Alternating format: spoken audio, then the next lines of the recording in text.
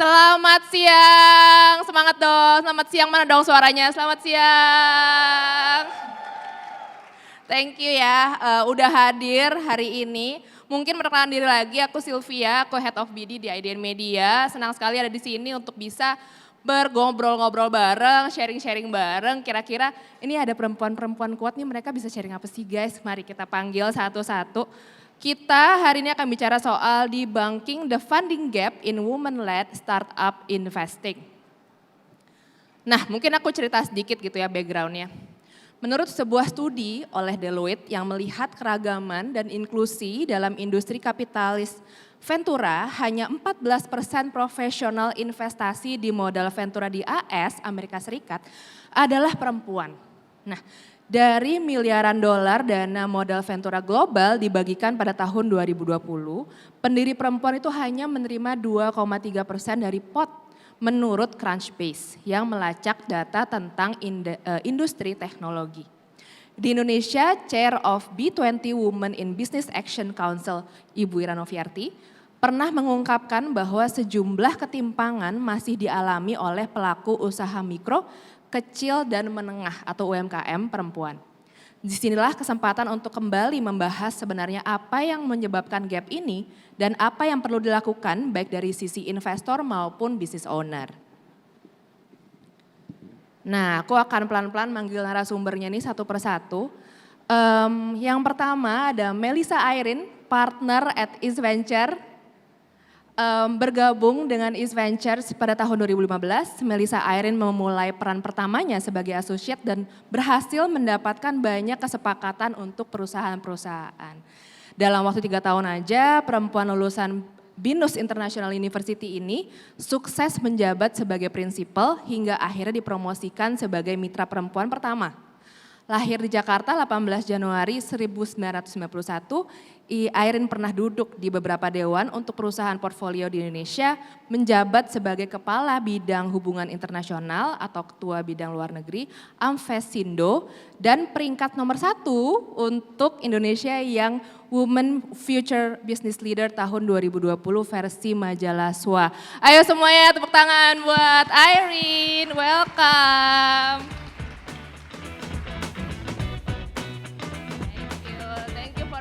Thank you for coming. Irene silakan duduk dulu, aku akan manggil yang lain juga.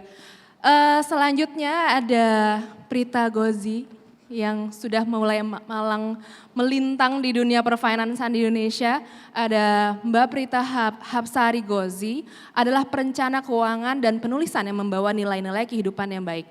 Keuangan, gaya hidup, dan motherhood adalah 3 hal yang menggambarkan kesehariannya. Saat ini menjabat sebagai Bendahara Komite 6 Masyarakat Ekonomi Syariah 2021 sampai 2024. Prita merupakan Principal Consultant and CEO Zap Finance sambil menjadi dosen tetap Departemen Akuntansi di Fakultas Ekonomi dan Bisnis Universitas Indonesia sejak 2009. Bukan main, silakan mari kita berikan tepuk tangan hangat untuk Prita Gozi, silakan. Welcome Prita to the stage, silakan duduk dulu. Dan last but not least of course, ada Jessica Jeb, co-founder dan COO Astro Indonesia, memiliki gelar Bachelor of Science in Finance dari The University of Texas at Dallas dan Master of Business Administration dari Dallas Baptist University Amerika Serikat. Jessica Stephanie Jeb mendirikan Astro bersama rekan bisnisnya pada tahun 2021, Astro adalah platform on demand yang dapat mengirimkan bahan makanan dan barang-barang konsumen yang bergerak cepat dalam waktu 15 menit. Saat ini Astro beroperasi di hampir 50 lokasi di Jabodetabek, teman-teman udah ada yang pernah nyoba. Dan memiliki lebih dari 1.500 produk yang tersedia di aplikasinya, bukan main. Sebelumnya Jessica merupakan Associate Vice President of Category Development FMCG and Long Tail Categories untuk Tokopedia selama 2 tahun. Welcome to the stage Jessica, silakan. Hai. Bukan main ya, multi role semua ini kayaknya nih perempuan-perempuan ini, bagaimana nih, tolong bantu saya. Nah jadi karena tadi udah perkenalannya begitu banyak ya, sampai capek nih saya ngomong paragrafnya panjang banget ya. Kayaknya banyak sekali tugas-tugas tiap hari. Mau dong biar agak cair dulu diceritain keseharian sibuknya ngapain aja mungkin dari Airin dulu. Sore semuanya, good to see you. Good to see IDN Millennial Summit balik juga secara offline. Keseharian kita masih dalam policy WFH, WFO. Ya kok aku kayak mungkin sekitar 3 hari ke kantor, 2 hari di rumah. Biasa sih ke kantor, kerja, makan siang mungkin bareng teman-teman di kantor. Terus mungkin aku lagi mulai menyempatkan diri kalau tiap pagi itu mungkin sebelum kerja jalan pagi. Kalau bisa masak breakfast sendiri. Tapi kalau pulang mungkin aku udah rada mungkin pakai GoFood atau mungkin beli dari Astro, beli dari Bananas untuk masak-masaknya. Dan mungkin kayak kadang baca-baca atau nonton YouTube sebelum tidur. Mungkin malam ini harus baca IDN Millennial Report ya. Bener, capek loh itu ngerjainnya loh. Iya siap. Curhat. Okay. Thank you. Siap, thank you Airin. Boleh Prita silakan share. Aku boleh ya membuka dengan sebuah pantun. Oh, jangan lupa cakepnya ya teman-teman. Iya biar pada nggak ngantuk gitu loh mudah-mudahan ya. Kalau jelek pun juga tetap bilang cakep please gitu ya. Buah mangga, buah stroberi. Cakep. Rasanya enak, manis sekali. Semua perempuan yang hadir hari ini, kalian semua keren sekali. Asik, bukan main. Siapa bilang seorang financial planner nggak bisa berpantun? Oh harus itu ya, apalagi kalau memang sering ngobrol dengan instansi, lembaga. Wah itu stok pantunnya harus banyak itu ya. Gak library ya sebenarnya ya. Depan, tengah, belakang itu lengkap semua loh ya. Gitu. Nah teman-teman semua, thank you so much hari ini udah bergabung sama kita semuanya nih di Future is Female. Seneng banget aku ada di hari ini. Pertama aku juga minta maaf, aku mesti pakai masker karena lagi banyak banget kegiatan. Jadi mohon maaf banget ya. Teman-teman, keseharian aku sebenarnya nggak beda jauh lah pasti sama yang lain gitu. Namanya juga perempuan, kemudian ibu-ibu juga. Sebelumnya boleh nggak kita cari tahu ya, perempuan-perempuan di sini yang masih mahasiswa boleh tepuk tangan nggak? Oke, yang termasuk Gen Z boleh tepuk tangan? Milenial? Legend?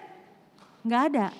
Legend tuh yang di atasnya milenial. Mereka nggak suka dibilang kolonial atau boomers, nggak suka. Jadi aku biasa panggilnya legend. Aku Gen Z.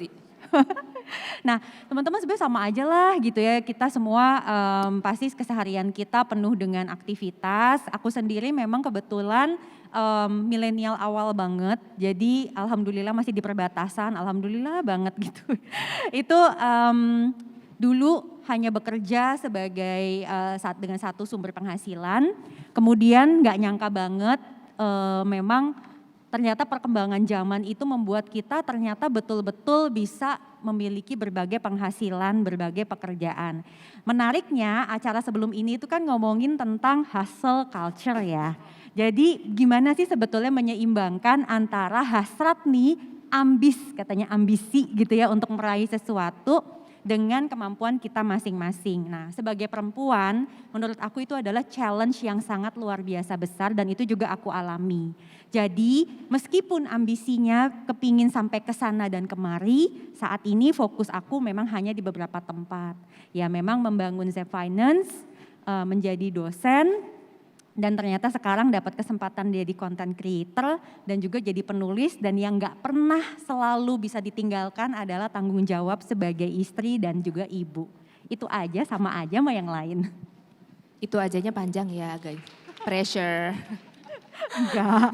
Thank you Prita udah sharing.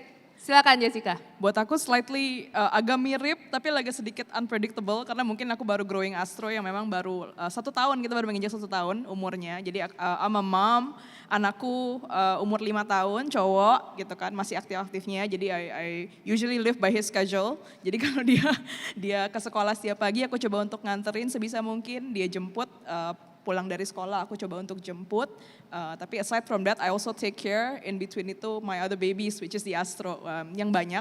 Ada teman-teman dari warehouse, di operations, ada teman-teman marketing, ada teman-teman business development, ada teman-teman juga dari commercials. Jadi kita thankfully work from anywhere.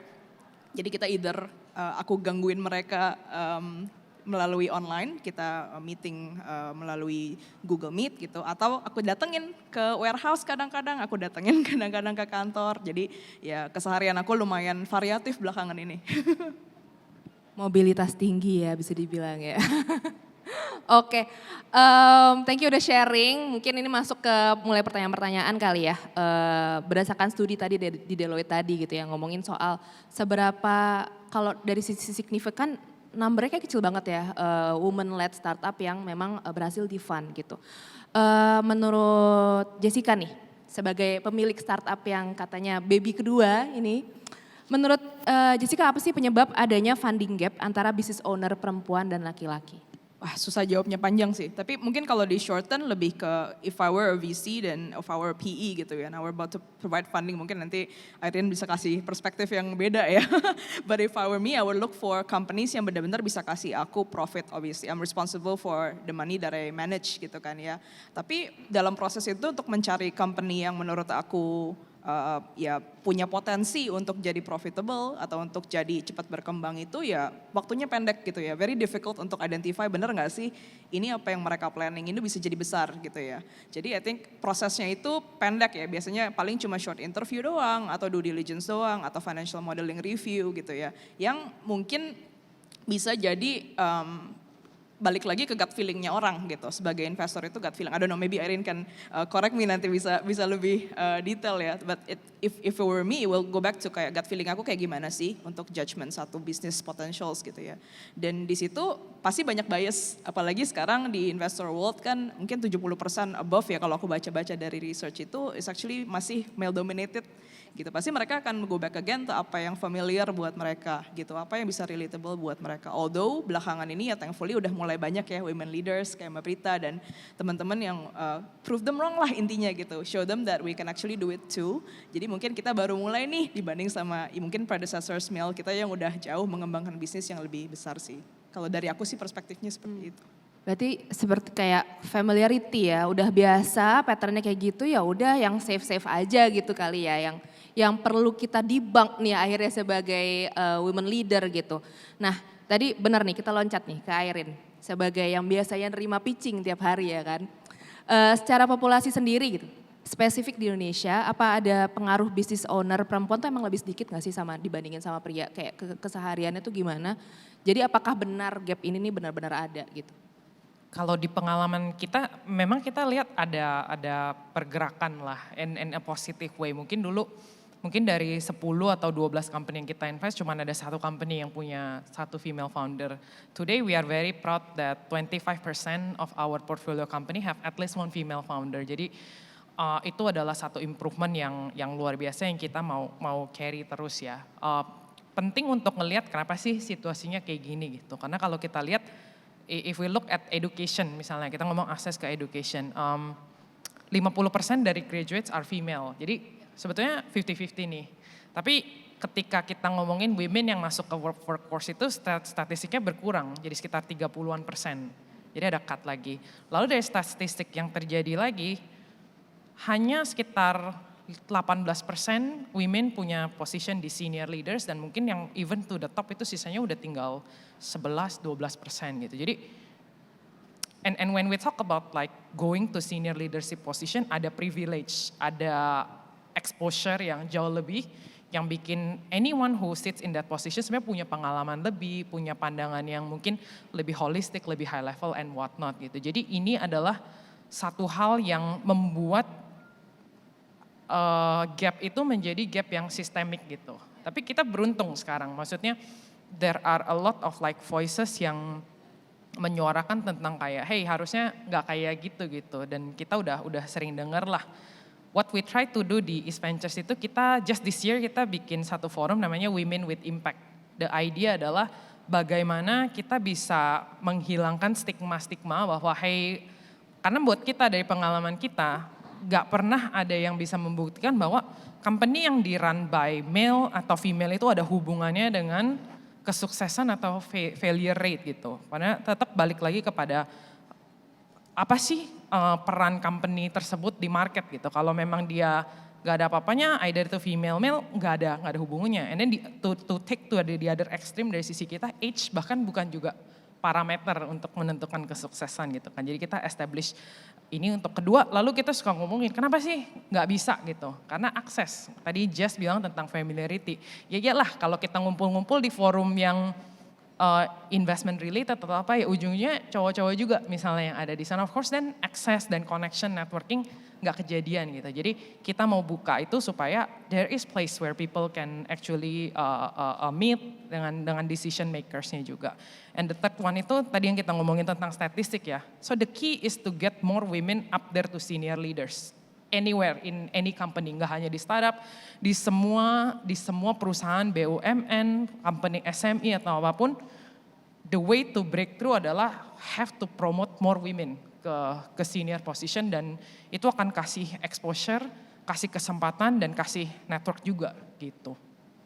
Iya mungkin kalau nyambung sama Airin tadi akhirnya mungkin berarti woman empoweringnya nih yang perlu kita perkuat lagi karena kan itu kembali lagi ke basic, kembali lagi ke mindset, kembali lagi kayak oke, role aku sebagai perempuan tuh ya udah ada yang aku safe kok sebagai ya udah di rumah aja gitu ya. Aku udah nggak perlu ada mimpi atau apa, itu yang mungkin lumayan berbeda sama generasi sebelumnya gitu ya. Dengan generasi kita sekarang yang ternyata woman-womannya tuh udah, loh saya juga punya mimpi nih. Saya juga pengen ngembangin sesuatu, I have aspirations gitu yang sebenarnya bisa disampaikan lewat kantor kita, bisa disampaikan lewat usaha yang kita miliki gitu. Akhirnya mungkin itu yang bisa menginspire semuanya juga, loh it's okay for women untuk bisa punya dream kali ya. Gitu. Benar mungkin, banget ya. Mungkin approach itu yang harusnya kita perkuat dan kita dorong lagi sehingga nggak diem di tempat lagi gitu ya. Tadi Prita ngomongin soal hustle culture yang sesi sebelumnya sempat dibahas dan I think itu sangat relevan sekali ya dengan pembicaraan kita sekarang gitu. Nah berarti kan sebenarnya it's not about apakah startup, apakah berkantor gitu kan, tapi lebih bagaimana seorang perempuan harus punya mindset apa sih gitu kan untuk bisa berkembang di ininya gitu. Kalau menurut Prita kayak gimana? Kayak misalnya Prita kan beda sendiri nih, perusahaannya adalah self-funded gitu ya, tidak di-fund oleh investor manapun gitu. Nah kan susah ya ngatur keuangan kita sendiri aja susah ya, ini permisi gitu kan. Nah gimana akhirnya keluarga ada, punya perusahaannya juga ada, self-funded pula, terus masih bisa give back gitu loh, jadi dosen, bantuin edukasi, even dari yang masih di sekolah, masih di kampus, yang masih sangat ibaratnya masih ember kosong yang bisa kita isi gitu dengan hal-hal yang positif. Boleh gak sih di-share Prit gimana caranya bisa ngebangun itu dan empowering akhirnya semua ya, gak cuma cewek cowok. Pertama perempuan kalau mau bisa melakukan apapun termasuk juga build startup atau usaha apapun itu kita mesti ada isinya. Untuk kita bisa pour something kita mesti punya isi, itu penting banget. Nah kapan sih kita bisa ngisi diri kita? Sebetulnya itu bisa anytime. Kita sama-sama punya waktu 24 jam. But how kita memanage dan membagi alokasi 24 jam itu bisa berbeda-beda untuk setiap orang. Nah maka menurut aku kalau perempuan itu satu, dia tuh memang harus punya internal motivation dan dia perlu banget untuk punya rasa secure pada dirinya dia. Karena kalau tidak punya rasa secure dia menjadi insecure dan dia merasa bahwa apa yang dia lakukan tuh kayak tidak ada gunanya, tidak ada manfaatnya dan itu udah menjadi showstopper yang pertama. Yang kedua, setelah kita punya ambisi, kita punya mimpi, langkah kedua itu sebetulnya adalah eksekusi. Ini menurut aku banyak orang itu agak lama dieksekusi. Jadi mimpinya banyak, mau ngelakuin gini gitu tetapi tidak dilakukan. Waktu saya pertama kali memulai Zep Finance, itu modalnya cuma laptop. Udah mana pakai kemalingan lagi. Serius, jadi baru mulai terus dibeliin laptop sama suami saya, nih kamu pakai gitu ya. 3 bulan kemudian ada maling ngaku-ngaku tukang listrik gitu ya, terus ngambilnya laptop itu lagi. Aduh bener-bener deh. Dan pada masa itu belum ada cloud dan lain-lain, jadi waduh itu rasanya tuh kayak sedih banget gitu. Everything from scratch. Tapi saat itu saya tertolong dengan apa? Membuat website. Jadi repository dari apapun yang udah di-create tuh ternyata ada di website itu. Udah ngulang lagi. Nah sekarang pertanyaannya sebagai perempuan, do we have the tenacity untuk melakukan itu atau tidak? Atau kita merasa bahwa oh ini mungkin tanda-tanda dari Tuhan bahwa saya ini sebagai perempuan nggak boleh melakukan ini. Jadi setiap hambatan tuh dianggap sebagai tanda-tanda bahwa saya sebagai perempuan nggak boleh maju gitu. Nah selama kita punya pikiran gitu pasti kita akan susah. Itu showstopper yang nomor 2. Nah showstopper yang nomor 3, menurut aku penting banget punya support system.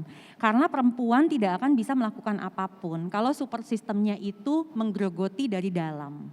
Jadi baru mau maju, kadang mesti ketemu investor, kadang mesti mungkin ketemu, kalau aku banyaknya ketemu klien ya dan lain-lain, terus ditarik lagi di dalam, wah itu udah nggak akan kemana-mana. Sehingga menurut aku kalau nge-relate kepada kenapa sih mungkin orang susah percaya dengan bisnis yang mungkin dikelola oleh perempuan, karena kadang perempuannya juga yang komitmennya rendah menurut aku.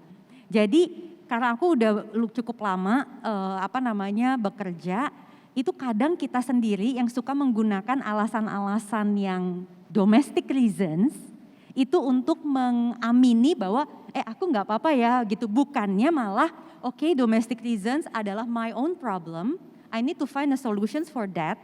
Tetapi aku tidak mengorbankan siapapun yang menjadi sekeliling aku. Menurut aku kalau perempuan sudah siap untuk mampu mengelola dirinya dia dan dia tetap bisa berkomitmen kepada siapapun termasuk investors, aku rasa women lead startup itu bakal banyak banget gitu.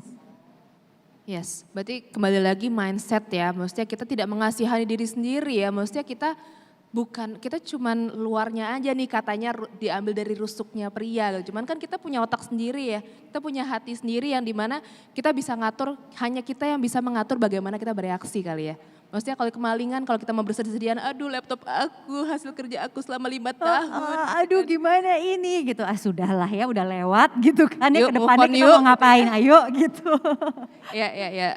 Akhirnya mungkin jadi apa attitude yang biasanya menentukan akhirnya sebuah perusahaan itu mendapatkan investasi, Airin.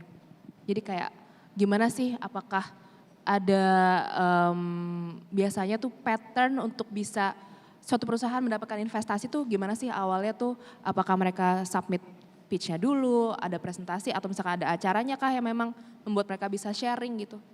Kalau memang sekarang kan kalau mungkin tech atau startup gitu banyak conferences ya, seperti banyaklah Tech in Asia mungkin salah satu contohnya. Jadi banyak ada tempat di mana investors and startup can meet. Jadi bisa juga kayak gitu. Atau kalau dari kita sebenarnya banyak company yang kita invest itu dari referral.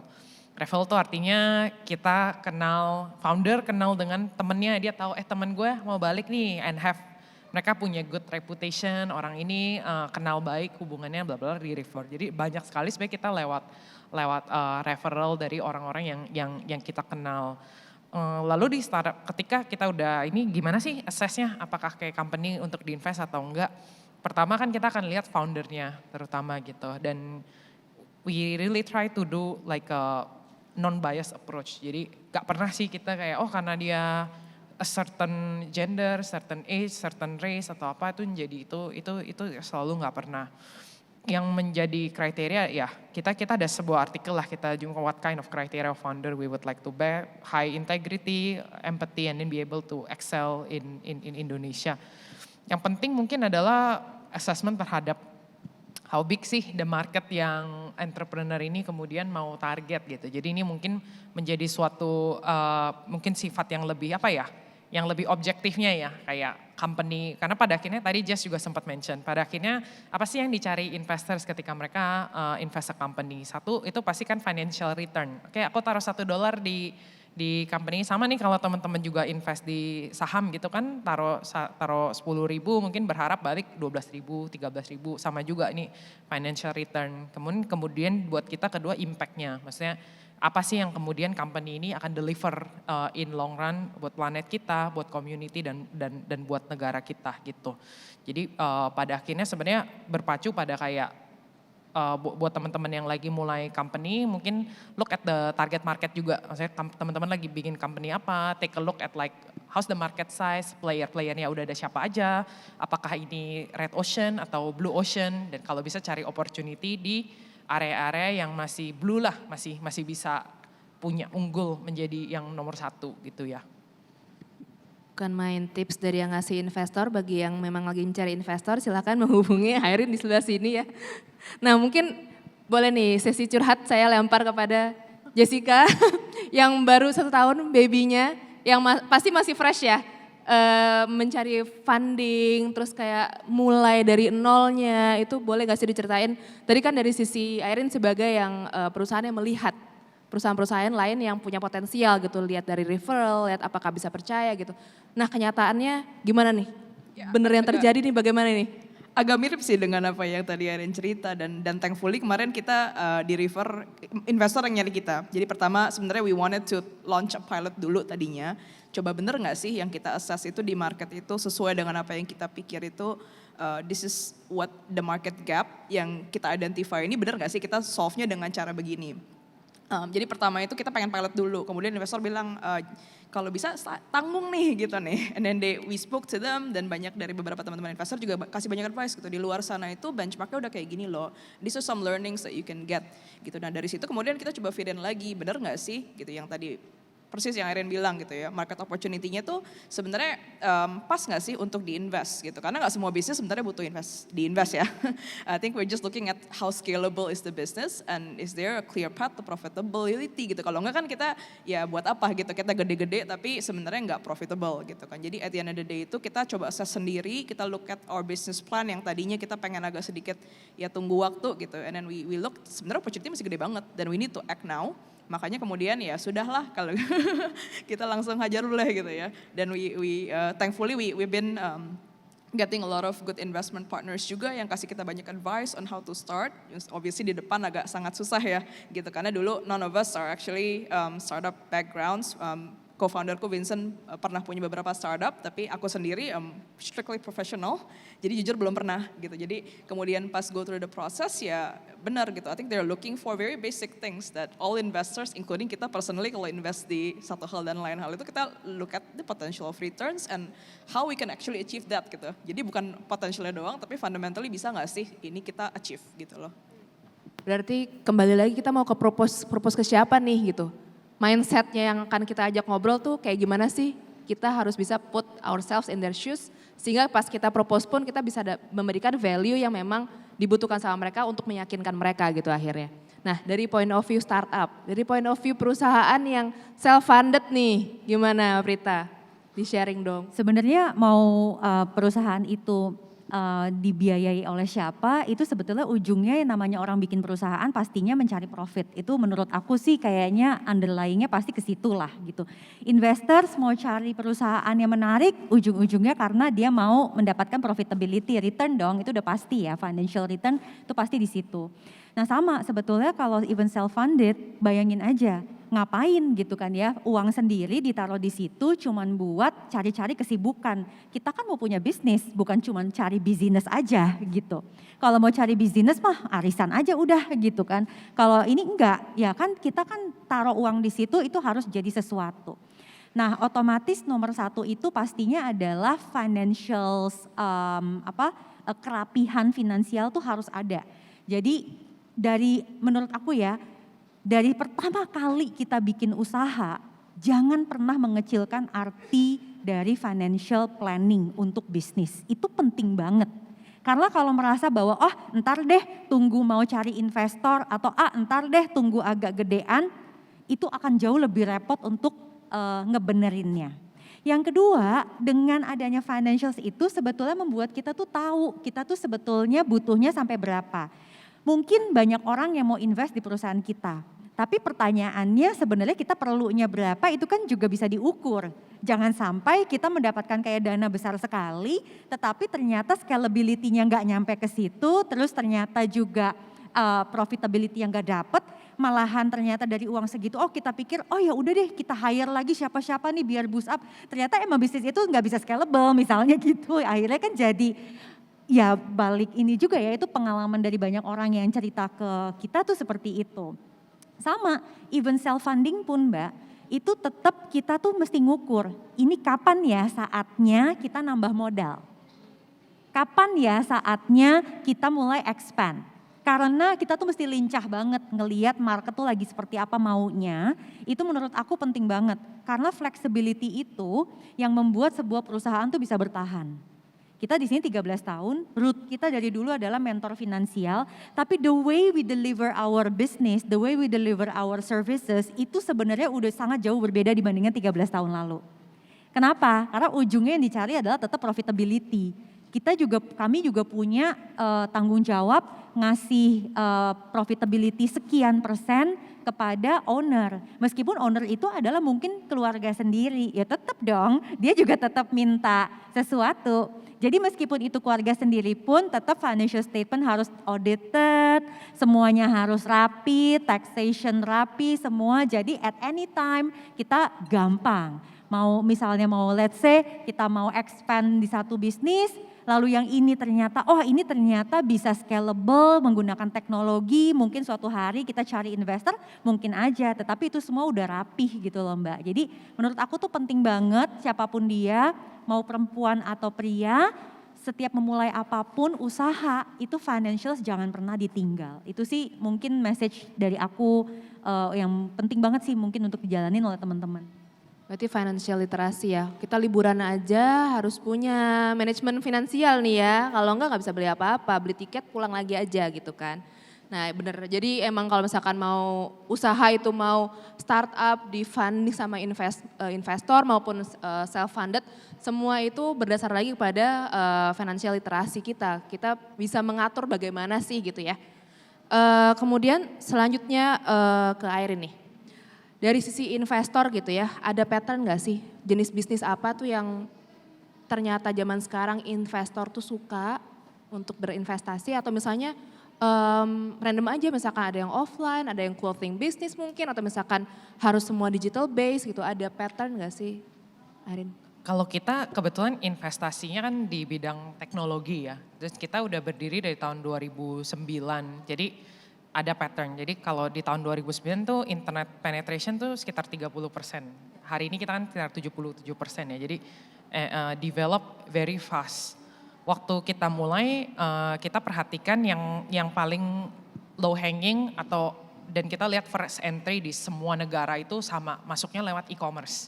Pandangannya karena internet tuh sesuatu yang baru ya. Nggak tahu teman-teman tadi mungkin banyak ini, aku juga lahir tahun 93, dulu pakai internet lewat Telkomnet instan. Jadi kita colok dulu, ada suara tenonenot baru kita connect gitu. Dan gak kayak hari ini ya, mungkin dengan gampang kita check out, tapi pada waktu dulu mungkin kita pakai internet untuk cari informasi gitu. Tapi untuk bertransaksi itu tuh sesuatu yang ragu nih, duit gue hilang gak ya, barangnya nyampe gak ya atau segala macam. Jadi waktu kita berinvestasi awal-awal strateginya adalah lewat e-commerce. Build dulu trust dari masyarakat bahwa gak apa-apa loh lu beli barang lewat online gak ketemu, gak ke toko bisa nih. Jadi kan kita berinvestasi pertama di Tokopedia.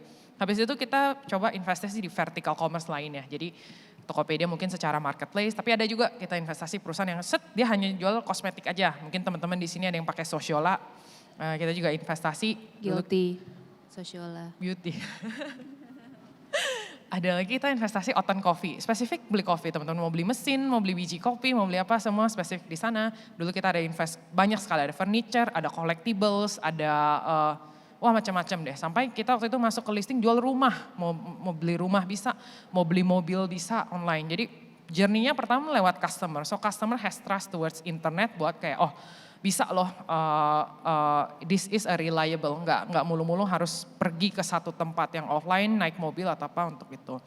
Lalu tren berikutnya yang kita lihat adalah ke B2B. Jadi now that populations are comfortable with internet, gimana nih kita move businesses untuk kayak bisa juga loh businesses itu pakai digital untuk membantu mereka. Kita mulai ini tahun 2015, teman-teman mungkin masih ingat waktu itu kerap banget topiknya tentang ASEAN Economic Community. Wah gimana nih Indonesia bisa bersaing kalau semua bisnis dari Filipina, dari Malaysia, Singapura bisa masuk sini, pekerja dengan gampang, mungkin konsepnya besar sekali ya, mau kayak Europe gitu, kayak orang Filipina bisa aja kerja di Indonesia, Indonesia bisa aja kerja di Thailand. Pertanyaannya gimana 60 juta UMKM kita waktu itu bisa bersaing secara regional. Kita invest banyak SaaS, mungkin hari ini mungkin kita invest satu company namanya Mocha, jadi itu POS company untuk banyak di kafe-kafe dan restoran. Untuk kayak lu kalau run kafe fokus aja ke run bisnis kafe yang nggak usah mikirin kasirnya mesti gimana dan segala macam. Kita invest juga ada satu company namanya Makari, fokus di HR, payroll, taxation. Jadi if you run any business just run your business, yang back office bisa di outsource gitu. Dan kita melakukan banyak investasi di banyak, ada yang untuk rekrutmen, untuk reimbursement dan lain-lain. Masuk lagi ke era yang baru dan dipercepat lewat COVID ini adalah digital transformation, masanya enterprise. Sekarang yang SME udah mulai masuk, yang gede-gede nih, gimana? Apakah kita bisa digitize juga?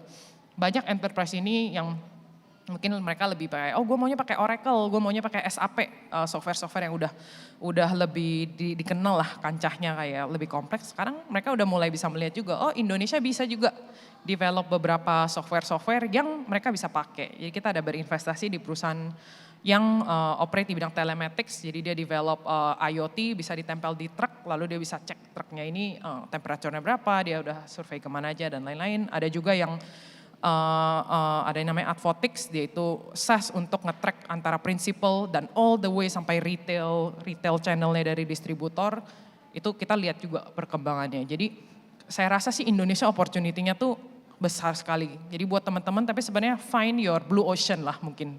Aku akan selalu balik ke situ karena kita ketika ngelihat bisnis mungkin kita ngelihat lebih mudah ngelihat yang udah ada dan besar gitu. Tapi that also science kayaknya itu sudah rame dan ini carilah karena nggak kurang opportunity lah Indonesia ini, dan Indonesia sekarang di saat yang paling cerah sepanjang masa gitu karena investasi baik itu di sektor real, baik itu di sektor digital, Indonesia jadi kayak cewek paling cantik gitu ya, mungkin dulu di region, sekarang di dunia juga. Jadi kita harus cukup berbangga gitu jadi orang Indonesia karena negara kita salah satu yang paling resilient untuk menghadapi dan bangkit dari COVID ini. Gadis desa ya, gadis desa. Ini bunga desa, kembang desa ini Indonesia ceritanya sekarang. Mungkin jangan lupa juga, mungkin tadi summary-nya adalah know your target audience lagi gitu kan ya. Karena di Indonesia enaknya kita multiracial, kepulauan juga, yang di mana tuh setiap daerah masalahnya beda. Tentunya ada solusi juga yang berbeda, yang di mana itu akhirnya jadi blue ocean yang tadi bisa kita lihat bareng-bareng. Dan mungkin teman-teman ada yang tertarik jadi entrepreneur, akhirnya blue ocean itu jangan sampai karena kita hidup di Jabodetabek gitu ya, kita hanya punya pandangan Jabodetabek, padahal Indonesia sebesar itu. Mungkin itu tadi yang Irene ingin bilang, kenapa sih kita lagi dilihat banget gitu ya di mata global, karena kita lagi banyak banget opportunity yang bisa dieksplor di Indonesia gitu. Nah, soal kepercayaan. Percayaan itu kan tadi kalau misalkan Prita mungkin keluarga ya, sebagai self-funded company, walaupun self-funded, tapi tentunya ada certain area juga yang orang-orang yang harus dijaga kepercayaannya gitu. Nanti mungkin pertanyaannya sama juga ke Jessica sama ke Irene, how dengan tipe orang berbeda, dengan hubungan yang berbeda gitu, gimana caranya menjaga kepercayaan sih untuk keluarga, kerjaan gitu. Akhirnya gimana cara ngejaga 13 tahun itu bukan waktu yang singkat gitu ya, dan how to keep it. Oke. Kebetulan karena aku juga profesinya sebagai financial consultant untuk banyak UMKM, itu mereka tuh banyak sekali sebetulnya mencari funding juga, bukan cuma ke investor tetapi misalnya ke lembaga seperti perbankan dan lain-lain. Nah itu sebenarnya tipsnya semuanya selalu sama lah gitu ya. Nomor satu pastinya adalah karakter dari si foundernya itu sendiri. Itu menurut aku tuh very important ya, karena karakter itu sebenarnya nanti akan tertuang ke perusahaannya sendiri, itu nanti jadi culture, kemudian terhadap dianya sendiri itu komitmennya akan jadi seperti apa, karena culture perusahaan itu juga akan sangat berpengaruh terhadap bagaimana berkembang dan lain-lain, karena kan perusahaan itu tidak akan berdiri sendiri, dia membutuhkan human capital untuk bisa meningkat apapun jenis perusahaannya. Technology is just a technology, but still humannya tuh tetap harus ada gitu. Jadi itu penting banget tuh, founder tuh harus punya karakter yang memang pas dengan bisnis yang sedang dia build. Nah yang kedua kita berbicara tentang financials. Financials ini sebenarnya ada 3 pilar untuk setiap orang atau setiap founders, baik itu dia jadi startup yang mencari investor, baik itu dia mencari funding dari liability side, jadi dari bank dan lain-lain, atau dalam hal saya misalnya bootstrap gitu. Jadi masuk sih ke equity tetapi itu memang equity istilahnya tuh dari personal. 3 pilar ini yang pertama adalah financial security. Kita harus memastikan bisnis kita itu secure, mitigasi resikonya harus jelas. Karena resiko dalam bisnis itu banyak, ada operations risk, ada financial risk dan macam-macam. Saat kita bisa mengukur, berarti bisnis kita secure dan biasanya kita bisa mendapatkan kepercayaan. Yang kedua adalah financial stability. Stability ini dapatnya dari mana? Sebetulnya ini dapatnya dari seberapa banyak nanti dia akan punya reservasi kas untuk bisa bertahan. Karena yang sering dihadapi oleh bisnis itu sebetulnya adalah nafasnya itu kurang panjang gitu. Nah itu di situ itu namanya financial stability. Nah yang terakhir yang sering dilupain orang, financial sustainability. Financial sustainability berbicara keberlanjutan dari si perusahaan tersebut. Jadi seberapa sustain sih usaha tersebut bisa tetap istilahnya di market dan lain-lain. Nah itu akan sangat berpengaruh gitu loh terhadap menjaga kepercayaan siapapun yang naruh uang sama kita. Dan yang terakhir deliver your commitment, itu menurut aku penting ya. Jadi apapun yang dijanjikan, apapun yang dibilang diusahakan, ya memang benar-benar kita upayakan dan kita coba deliver. So every time, every year, setiap alhamdulillah kami berhasil deliver whatever that we promise to our shareholder, itu pastinya mereka akan percaya untuk kita lanjut terus. Kalau enggak dia akan cari orang lainnya, gantiin lah ibaratnya kan kayak gitu.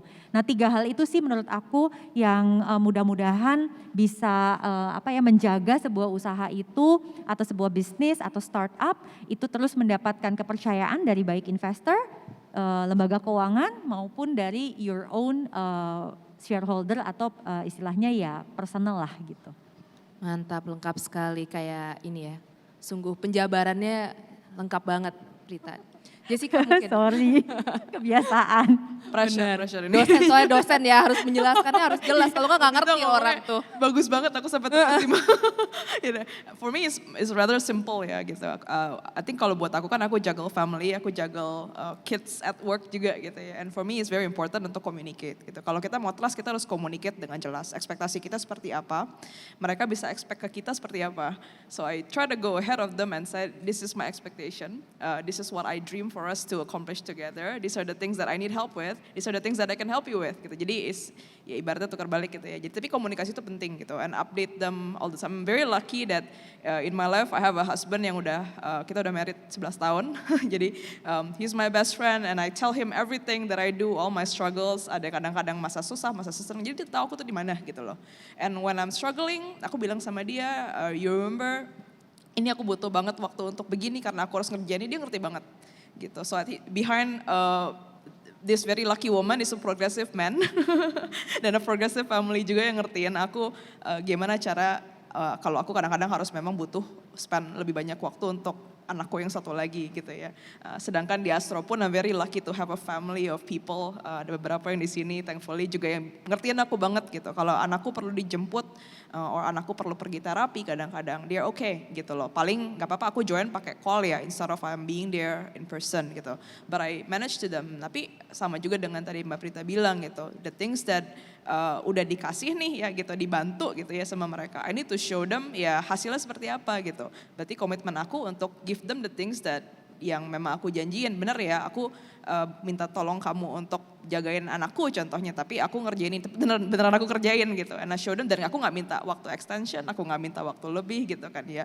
So then I need these 2 hours untuk on call contohnya, and that's what I do gitu. And don't forget to show them little gratitude sih kalau buat aku gitu. Always say thank you gitu kan buat keluarga, buat even anak-anak di kantor pun kadang-kadang just celebrate with the little things. Kita makan-makan di bawah gitu rame-rame, kata dengan suamiku let's go out and just have date night gitu contohnya untuk benar-benar ya kita catch up gitu. And we remember that they're also human, they also have needs gitu. Jadi buat aku sih lebih gimana cara nge-balancing itu semua dengan komunikasi sih gitu. Komunikasi kunci ya benar-benar ya. Airin yang terakhir, bagaimana how to akhirnya bisa percaya nih sama perusahaan-perusahaan yang ada di Invest dan akhirnya you also have investors kan di belakangnya is venture gitu. How to keep the kepercayaan, trust ke investor juga. Iya, kita ada value yang kita keep, we call it integrity yang pertama. Jadi istilahnya if we say A, it has to be A. Sama juga dengan companies yang kita invest. We are very lucky kalau kita supporter, banyak supporter dari East Ventures udah support dari awal, terusan support East Ventures juga sampai hari ini ya.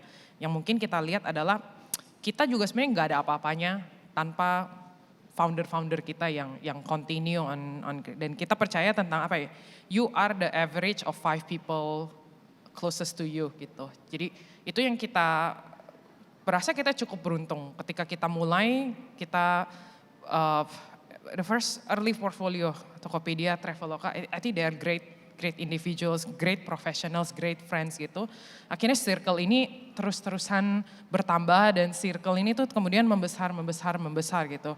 We are very grateful juga di IDN Media ketemu William and Winston dan sering juga mereka nge-refer juga teman-temannya lagi. Jadi apa ya, kita percaya ini adalah collective community juga yang percaya pada certain values yang sama sehingga overall membuat sebuah culture yang result into trust yang over the years itu bertahan gitu, dan kita berharap ini something yang bisa di carry over juga for years to come.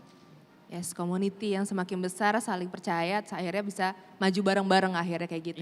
Iya, betul. Oke, karena sudah waktu mungkin kalau ada pertanyaan kita sekarang buka untuk sesi Q&A. Jika ada pertanyaan silakan ke mic warna pink di sebelah sana atau di sebelah sini juga boleh.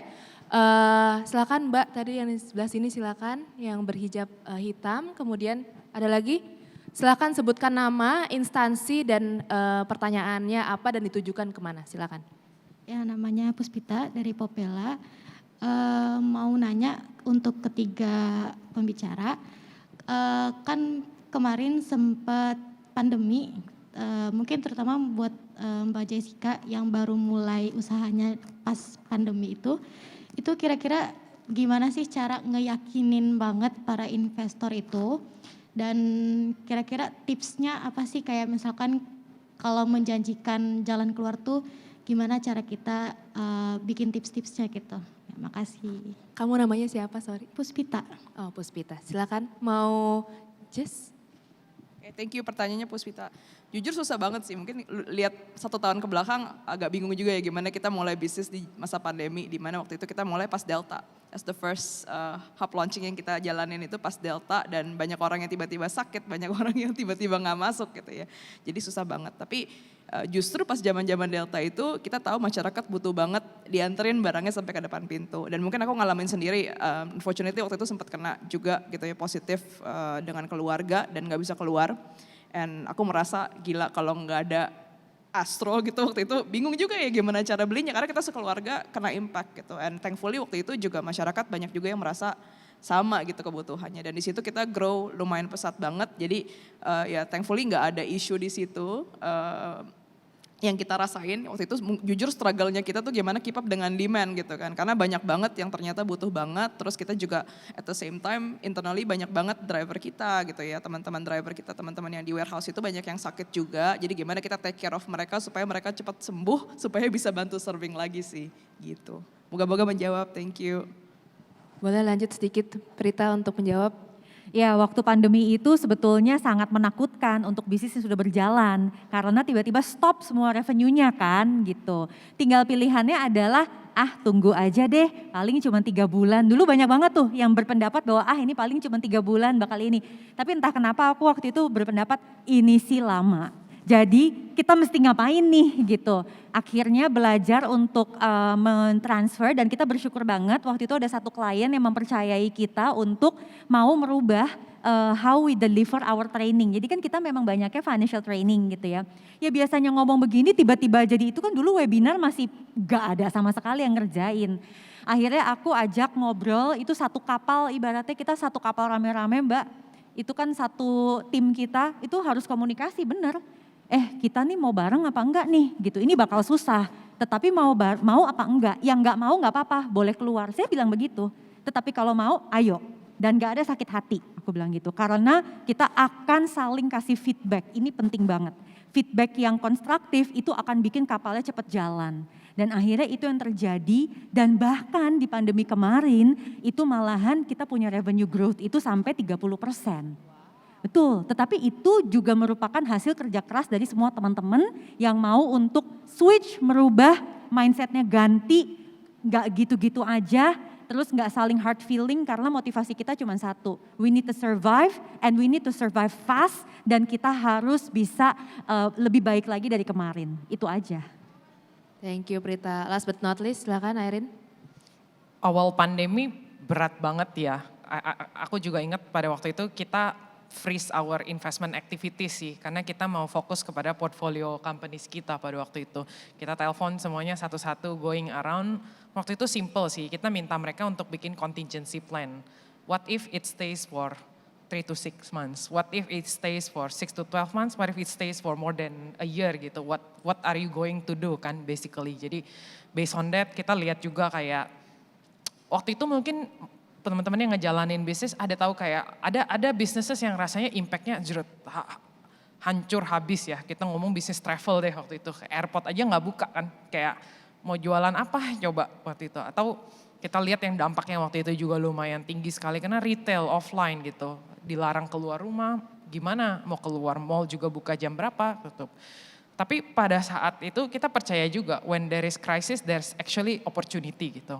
Yang kita nggak sadar, I think IDN Media is one of the beneficiary. Tiba-tiba time spend orang di device, wah naik berkali-kali lipat. Kayak hari itu time consume on the internet, watch time-nya itu naik. Jadi opportunity itu kemudian berpindah kayak oke, gimana caranya untuk move ke dalam itu. E-commerce naik ternyata kita kira bakal ini, mereka naik terus gitu angkanya. Jadi I think pada waktu itu key-nya adalah be resilient juga dan ngelihat juga nih opportunity-nya. Pada waktu itu tuh mungkin yang kita rasakan adalah siapa yang paling sensitif terhadap market sentiment itu yang paling bisa menggarap ini opportunity-nya mau ke arah mana. Even hari ini mungkin kita juga lihat bagaimana market itu juga berubah ya. Baru tadi kita habis ngobrol-ngobrol, there are a lot of people optimizing kayak ini pertumbuhan e-commerce tuh bakal cepat.